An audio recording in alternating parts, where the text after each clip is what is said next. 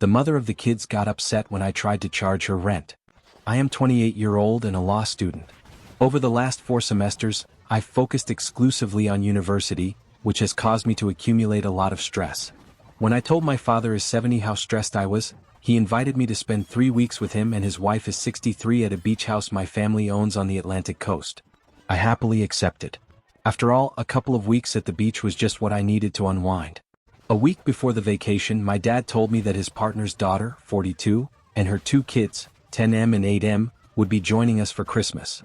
My first reaction was to tell him that I was sorry, but the last thing I needed at that moment was 2 young kids driving me crazy. However, he convinced me to come anyway, assuring me that the kids were well behaved. The first week, when it was just my dad, his partner, and me, was fantastic. We spent our time fishing at the creek, hiking in the woods, and I relaxed by listening to the birds sing. But everything changed at Christmas. The well-behaved kids can't go half a second without screaming at each other. Every time they eat or use the bathroom, they leave everything in an absolute mess. Worst of all, their mom keeps them glued to screens all day to keep them from bothering her, which means I have to put up with their loud, crappy music and constant Free Fire sound effects blaring at full volume. Yesterday, when it was just my dad and me, I told him that the situation was unbearable and that I was seriously considering catching the next bus back home. He told me he understood but said I should explain myself to his partner and her daughter so they wouldn't feel bad. This is where we disagree. In my view, I don't owe either of them an explanation. He posted an update on January 1, 2025. My dad, his partner, and the kids went fishing at the stream. I decided to stay at the house to enjoy a moment of peace. Later, my dad invited me to return to the stream at night, just the 2 of us, to do some flashlight fishing. I agreed because I saw it as an ideal opportunity to spend some father-son time together. While we were fishing, he told me that his partner and her daughter were worried because they noticed my discomfort. He said I should make an emotional effort and that kids are kids. I responded that the kids are kids thing is just a bullshit excuse for shitty parenting. For example, when my sister and I vacationed at the beach house in the early 2000s, we were strictly forbidden from using electronic devices during the day. Even at night, we weren't allowed to turn the volume above 25% so as not to disturb the neighbors. He was understanding and admitted that it's easier for him not to be bothered by loud noises because all he has to do is unplug himself, i.e., deactivate his hearing aids. In short, I'm realizing that my dad is making a big effort to make this vacation work for everyone.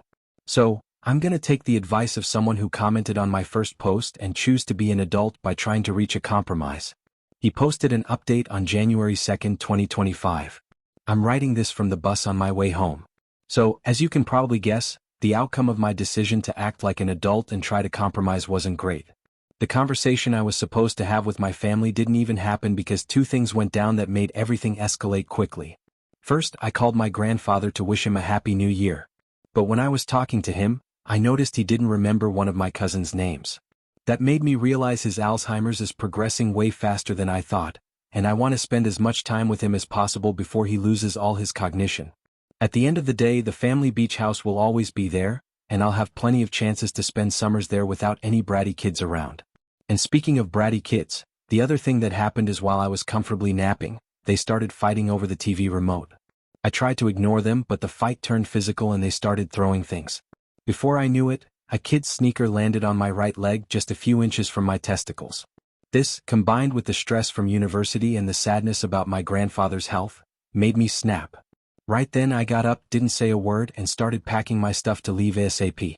Once I was done, I apologized to my dad, told him the vacation just wasn't working for me, and headed to the bus station. Anyway, to whoever is reading this, I appreciate you and wish you a prosperous 2025. He posted an update on January 8th. This is going to be the longest update because it needs some context to make sense. I'll try to keep it as brief as possible. I'm from a country that went through some pretty intense times during the second half of the 20th century. In the early 70s, there was a military coup that led to a dictatorship that lasted until the mid-80s. During this time, some areas of the country where clashes between government troops and the guerrillas were common were turned into military zones. When the dictatorship ended, most of these areas were demilitarized. In the mid-80s, my dad was a newly graduated engineer and newly married to my mom when one of his friends told him about one of these recently demilitarized areas that had major tourist potential. The land was dirt cheap, and it was likely that the area would develop, making its value shoot up in the coming decades. My dad, who's always had a good sense for business, saw it as a long-term investment and bought a 560 square meter, around 6,000 square foot, plot from the local government for an insanely low price. In the following years, my parents started building a vacation home in a place that, to put it mildly, was pretty underdeveloped.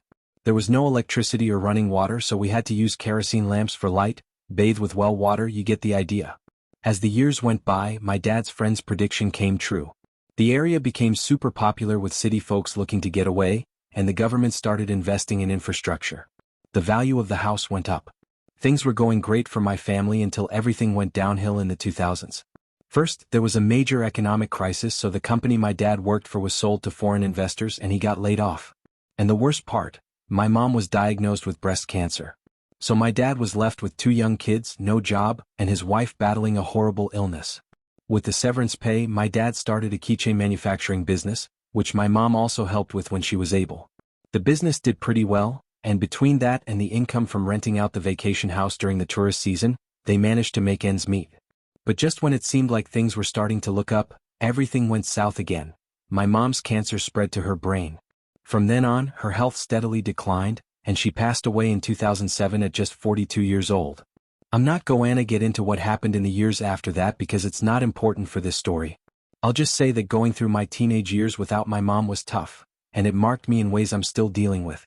Also, according to the inheritance laws in my country, the vacation house was divided equally among my dad, my sister, and me.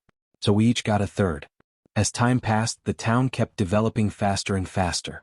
Also, my sister and I entered the workforce, and together we invested money into fixing up the house to rent it out for a better price. The house, which didn't even have water or electricity at first, is now one of the most comfortable and best-equipped homes in the area. A few years ago, my dad, my sister, and I made an agreement. Since we all own the house equally and the tourist season in that area only lasts 3 months, December to February, each of us gets 1 month to do whatever we want with it. Use it for our own vacation or rent it out to tourists for extra income. This arrangement has been working perfectly so far. My dad takes January, and that's how what I mentioned in my earlier posts happened. I was stressed out with university. My dad invited me to spend a few weeks at the vacation house. The bratty kids made everything miserable, and I apologized to my dad and left early. Right now, I'm a little short on cash and February is my month to have the house, so I decided to rent it out for some extra income. Well, 2 days ago, the mom of the bratty kids texted me saying she wanted to stay at the house for a few days in February, my month. I told her the price would be $55 per night. A few minutes later, she called and told me she thought I was doing her a favor because we're family. I told her that actually, I was doing her a favor since renting a house with those amenities during peak season usually costs at least $65 a night. She hung up on me without saying a word, and now here I am, wondering what I'll have to do to get her to leave the house free for the tourists I've already booked for the first days of February. I really hope it doesn't get to the point where I have to call the cops. Wish me luck. Thank you for listening the story to the end. If you enjoy our videos, so don't forget to like, share and subscribe. Have a good day, and if you haven't subscribed yet, please do it and hit the notification bell icon to stay updated with more shocking real-life stories happening around you.